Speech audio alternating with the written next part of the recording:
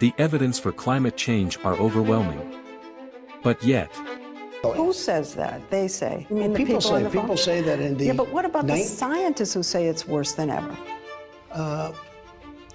You'd have to show me the scientists.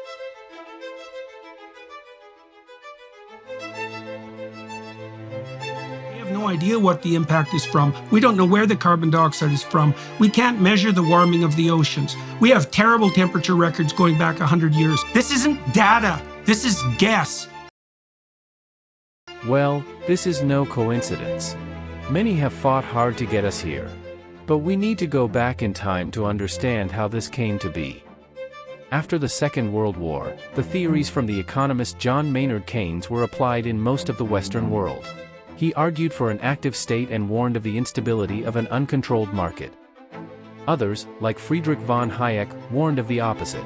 A too-strong state could lead to authoritarianism, while free markets allowed for creativity and innovation, which are necessary for societies to bloom. Anthony Fisher got so inspired by Hayek's ideas that he sought him out and talked about his plans to go into politics.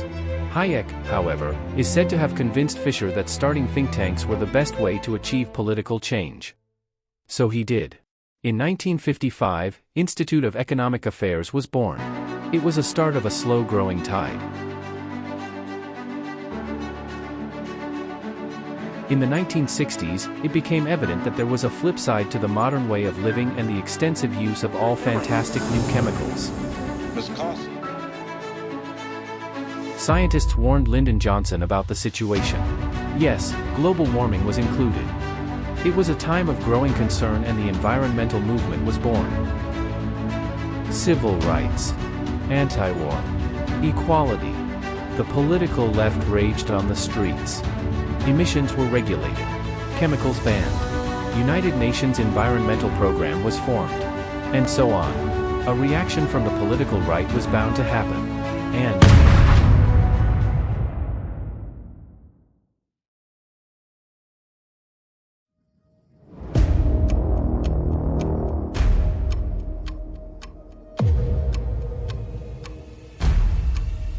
many turned to the neoliberal ideas and put their hope to the free market. Some wanted a radical change. In a New York Times article 1970, Milton Friedman argued that companies' only interest is to raise profit to its owners, not to have social responsibilities like providing employment, eliminating discrimination, avoiding pollution, etc. Of course, this was quite the opposite from what the environmental movement stood for. But the political winds were changing. Several free market think tanks were formed, many funded by conservative foundations and oil money. Free market environmentalism was born, arguing that private ownership and property rights were more effective factors in protecting the environment than government regulations. Thatcher came to power. So did Reagan. His policy relied heavily on Heritage Foundation's policy documents. Government is not the solution to our problem. Government is the problem. It is time to reawaken this industrial giant, to get government back within its means, and to lighten our punitive tax burden. And these will be our first priorities, and on these principles there will be no compromise. EPA's operating budget was drastically cut. The science budget tumbled 58%. Inconvenient people were fired. Reagan also vetoed the Clean Water Act, despite unanimous decisions in both houses of Congress chambers. It was too expensive, he thought. And well-funded free market think tanks kept popping up. Most gathered under the impressive umbrella organization, Atlas Network, founded by Anthony Fisher. The Western world took monetized politics to another level. Cost-benefit analysis became a mantra. So, were they evil people that deliberately wanted to destroy our environment? Of course not. It is easy to present it that way, but then you will not understand why the climate debate became so polarized.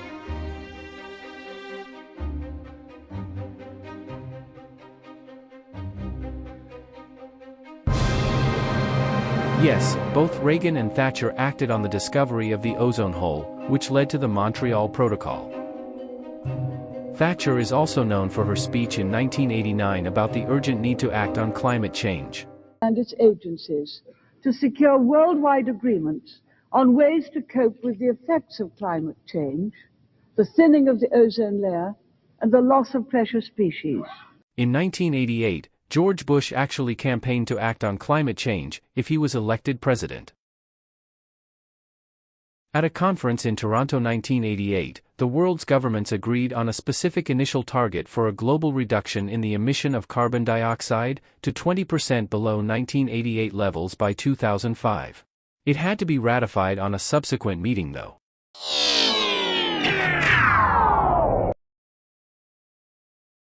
This surreal scene of this final negotiation meeting at the hotel, and it's the one meeting that the activists aren't allowed to enter. And so they're stuck waiting in the hallway, but in the middle of the night, as clearly things are getting desperate, the Swedish minister comes out and one of the activists says, well, what's going on for the 100th time? And the Swedish minister says, your government is fucking this thing up. The United States, Japan, the Soviet Union and the United Kingdom did not want to make an agreement about the reduction of emissions. So, there was no deal. And Margaret Thatcher? A decade after her famous UN speech, she published her memoirs, Statecraft. And she had changed her mind. Radically so. She now claimed that trying to solve the climate crisis were just an excuse for worldwide, supranational socialism. But what caused these changes?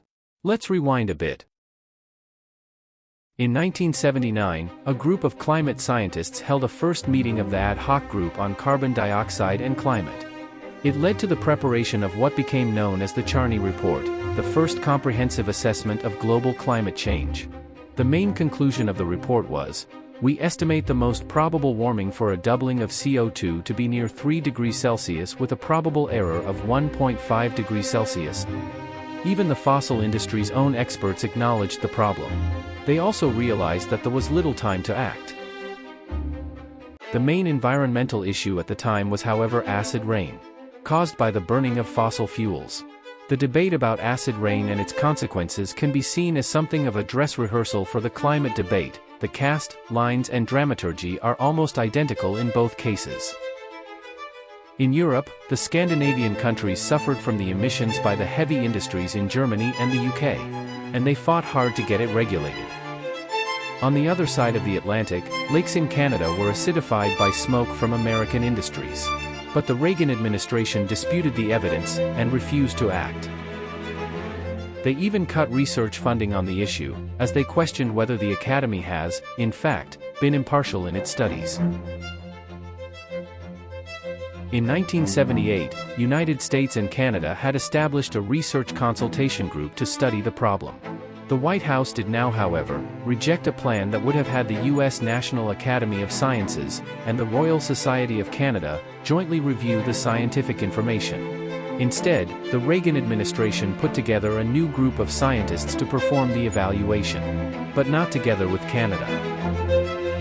One of the scientists had been appointed by Reagan's scientific advisor, the physicist Fredrickson. He was then a senior fellow of the Heritage Foundation. He is also one of the main characters in this heated debate. The report were published in 1984. Fredrickson was allowed to write an addendum, voicing a dissenting opinion. It was a cost-benefit analysis where he reached the conclusion not to act. Are we attacking $1 million problem with $1 billion solution? He asked. The same information that led Canada to decide on a 50% reduction of the sulfur emissions was not sufficient for Reagan to act. USA had to wait until the next president. Fast forward to 1988. Evidence on a human-driven climate change were growing.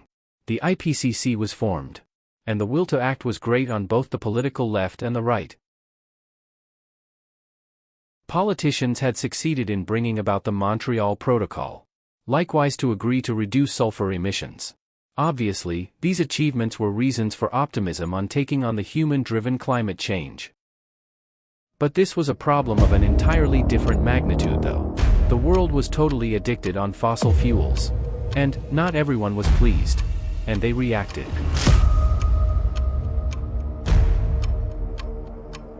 More on this in the next video on the development of the climate debate.